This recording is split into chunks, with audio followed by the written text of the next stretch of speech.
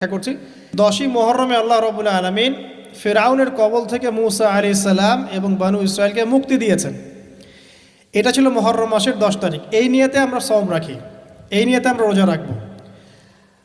আর কাকতালীয়ভাবে এই দিনেই 10ই মুহররমে ইমাম হুসাইন রাদিয়াল্লাহু আনহু শাহাদাত ঘটে গেছে।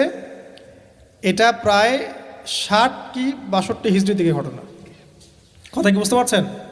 আমি বুঝাতে পারছি না।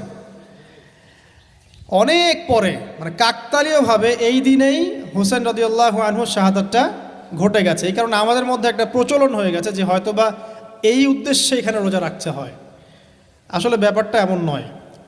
একটু ব্যাখ্যা করলে বুঝবেন, আমি ব্যাখ্যাটা করতে চাচ্ছি, না হলে আপনাদের ক্লিয়ার হবে না। আর এই বক্তব্যটা হয়তো অনলাইনে যাবে, তো আমি এই জায়গা থেকে আপনাদেরকে একটু ব্যাখ্যা করে শোনাচ্ছি।